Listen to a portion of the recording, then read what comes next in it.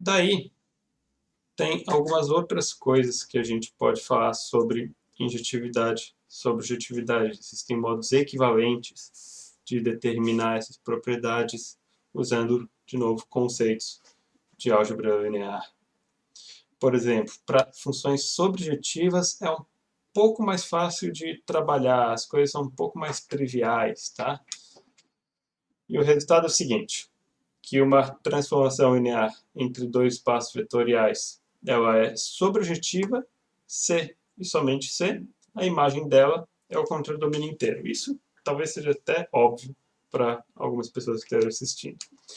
Um ponto que é um pouco mais interessante é o seguinte, que se contradomínio tem dimensão finita, então qualquer uma dessas duas propriedades, que é sobrejetiva, que a imagem é o contradomínio, também são equivalentes ao seguinte, que o rank da transformação linear é igual à dimensão do contradomínio.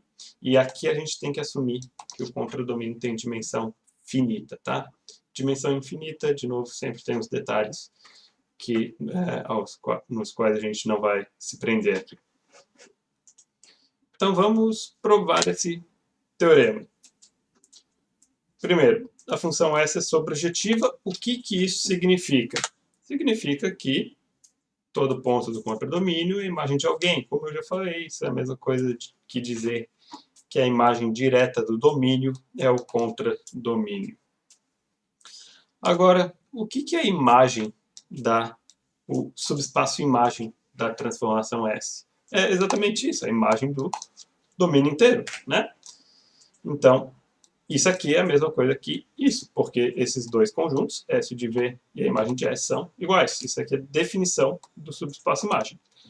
Então, acabou essencialmente a prova da equivalência de 1 e 2. É isso que eu quis dizer que é mais ou menos trivial, certo? Só usando definições.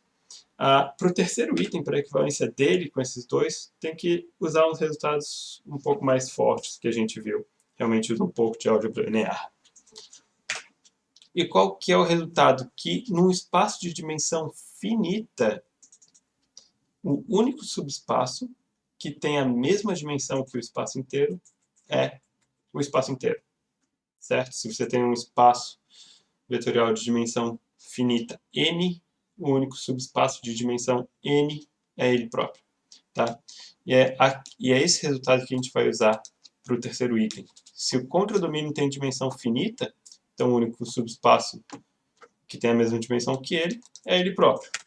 Então, isso aqui é o que a gente acabou de ver, só que a imagem da transformação S é um subespaço. Quando que ela é o espaço inteiro? Por esse resultado, quando eles têm a mesma dimensão. E o que é a dimensão da imagem? Por definição, é o rank da transformação linear, certo? Esse número, por definição, é igual a esse. Então, a função S é sobrejetiva, sem somente ser o rank dela, é a dimensão do contradomínio. É exatamente o terceiro item que a gente queria obter. Ok, e por que isso é interessante? O que isso implica, por exemplo? Olha, se a dimensão de um espaço V é menor do que a dimensão de outro espaço W, então não pode existir nenhuma transformação linear sobrejetiva do espaço menor V, com dimensão menor, para o espaço maior W.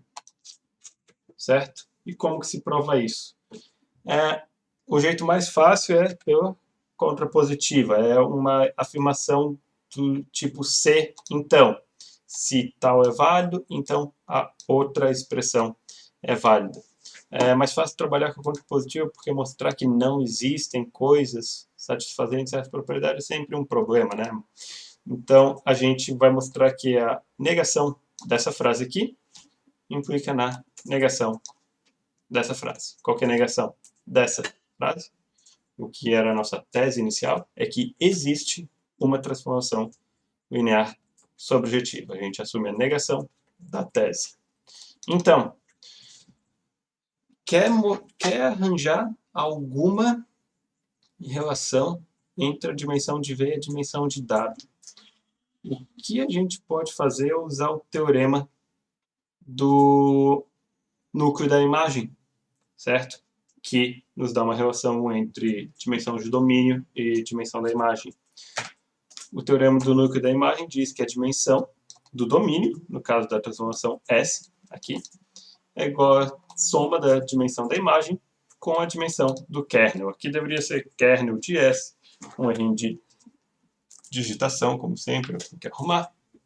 Ok. Mas, se a transformação é sobrejetiva, como a gente está assumindo, o que isso significa pelo teorema anterior, ou até por definição, praticamente? Que a imagem de S é o contradomínio inteiro. Portanto, a dimensão de V é igual à dimensão de W mais alguma coisa. Em particular, é maior, alguma coisa positiva, né? A dimensão é sempre positiva.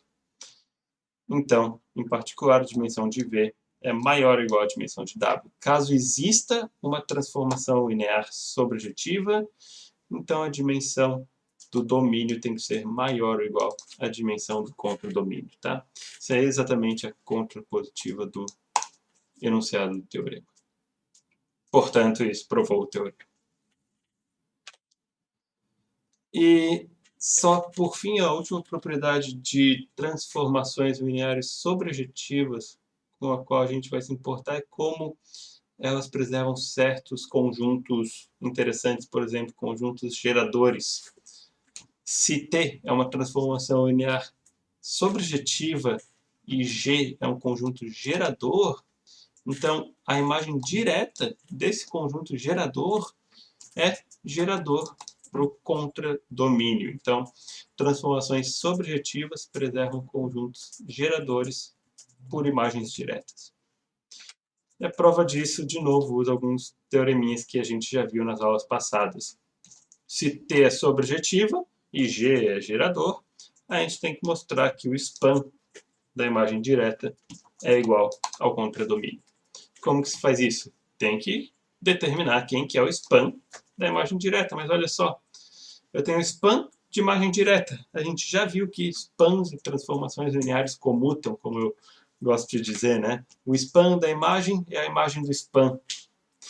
Por hipótese, quem que é o span do G? O G, ele é gerador do domínio. Então, o span dele é o domínio inteiro. E, como a transformação é sobrejetiva, quem que é T de V? A imagem da transformação T. É o contradomínio, né? Definição de sobrejetividade. Então, legal. Transformações sobrejetivas nos dão tanta informação sobre dimensão do domínio e do contradomínio, quanto preservam conjuntos geradores.